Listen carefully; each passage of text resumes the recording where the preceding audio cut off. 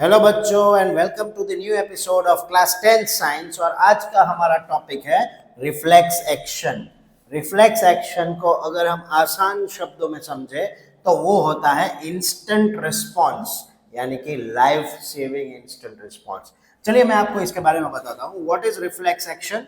Reflex action is the immediate automatic and involuntary response of our body to the stimulus. यानी कि मान लो कि अगर आप कोई हानिकारक चीज को छू रहे हो, देख रहे हो, या तो कुछ भी हो रहा है, तो उससे आप खुद को कैसे बचा पाओगे, उसके लिए जो इमीडिएट रिस्पॉन्स देना पड़ रहा है हमें, that is known as reflex action. अब मैं आपको एक छोटा सा यहाँ पे पूरा रिफ्लेक्स आर्क समझाता हूँ।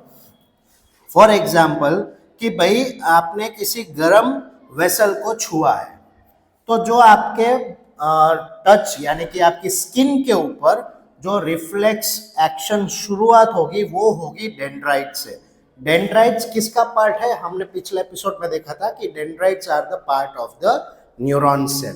तो जैसे ही डेंड्राइट्स उस सिग्नल को रिसीव करेंगे, वो पास ऑन करेंगे सेंसरी न्यूरॉन्स एक लाइन बना के उसको पहुंचाएंगे। कहाँ तक? वो पहुंचाएंगे इंटर न्यूरॉन। इंटर न्यूरॉन कहाँ पे होता है? वो होता है हमारे स्पाइनल कॉर्ड के एरिया में।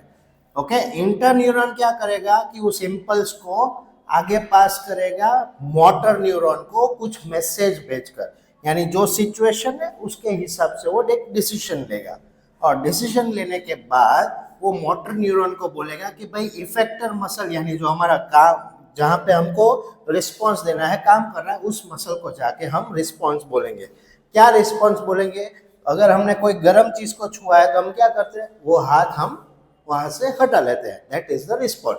तो हमारी बॉडी में जो रिफ्लेक्स एक्शन हो रही है वो इसी पाथवे से होती है।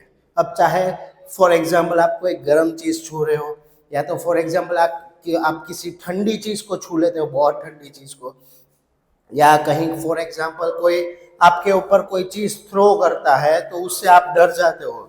These all actions are reflex actions. Okay?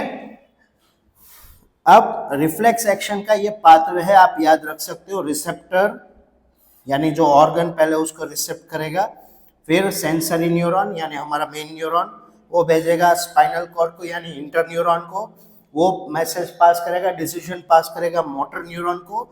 कहाँ तक वो मैसेज जाएगा? इफेक्टर मसल को, और बाद में हमारा रिस्पॉन्स काम करेगा। अब इसके अलावा भी कोई और एग्जांपल्स है? Blinking of eyes, knee jerk, या तो withdrawal hand on touching a sharp object. मान लो कोई आपका दोस्त आपको शार्प ऑब्जेक्ट छुआ रहा है, तो आप क्या करोगे? आप तुरंत वहां से हाथ हटा लोगे। This is also known as reflex action. I hope आपको ये पूरा का पूरा रिफ्लेक्स एक्शन का कॉन्सेप्ट समझ में आ गया होगा। और ये जो पाथवे बना है उस पाथवे को हम द रिफ्लेक्स आर्क कहते हैं। ओके, आई होप आप लोगों को ये समझ में आ चुका होगा। सी यू अगेन।